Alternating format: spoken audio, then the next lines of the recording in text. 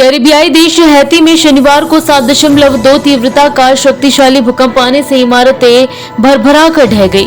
भूकंप में अब तक कम से कम 1297 लोगों की मौत हो गई है, वहीं 2800 लोग घायल हुए हैं। हैती की नागरिक सुरक्षा एजेंसी के निदेशक की ओर से पहले बताया गया था कि मृतक संख्या 304 है और सबसे ज्यादा लोग देश के दक्षिण में हताहत हुए हैं। शनिवार को भूकंप आने से कई शहर पूरी तरह से तबाह हो गए हैं और भूस्खलन होने से बचाव अभियान प्रभावित हो रहा है। भूकंप के कारण कोरोना वायरस महामारी से पहले से बुरी तरह प्रभावित हैती के लोगों की पीड़ा और भी बढ़ गई है।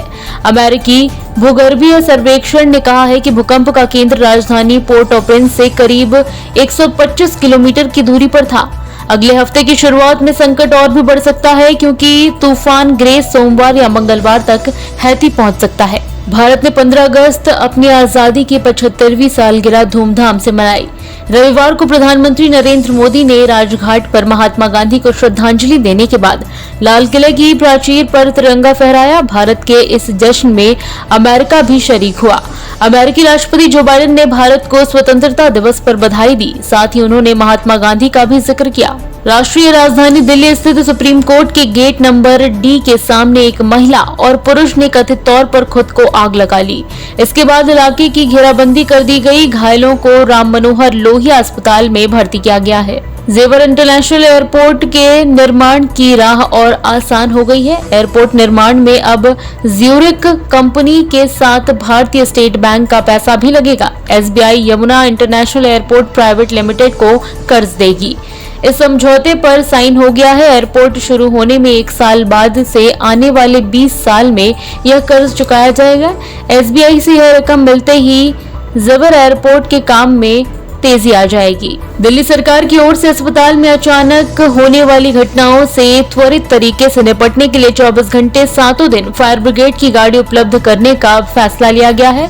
फिलहाल सरकार ने दिल्ली के 7 बड़े अस्पतालों में यह फायर ब्रिगेड गाड़ी उपलब्ध करने के निर्देश दिए हैं। रंजीत सागर डैम में क्रैश हुए हेलीकॉप्टर के पायलट्स में से एक लेफ्टिनेंट कर्नल अभित सिंह बाट का शव सेना ने ढूंढ लिया है। लेफ्टिनेंट कर्नल अमृतसर के रहने वाले हैं। अपने पीछे वह पत्नी और 2 बच्चों को छोड़ गए हैं। हालांकि को पायलट कैप्टन जयंत जोशी का अभी तक कुछ पता नहीं चल पाया है।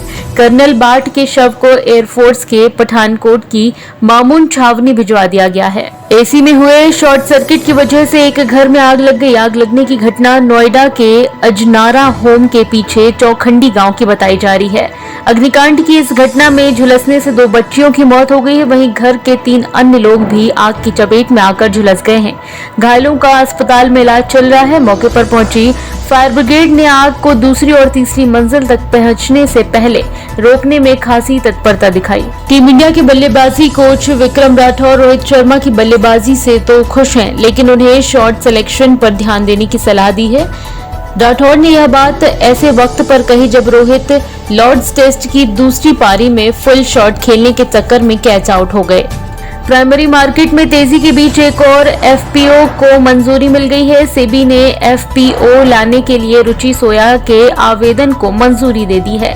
बता दें कि रुचि सोया का मालिकाना हक बाबा रामदेव की पतंजलि आयुर्वेद के पास है। सूत्रों से मिली जानकारी के मुताबिक यह एफपीओ 4,300 करोड़ रुपए का होगा।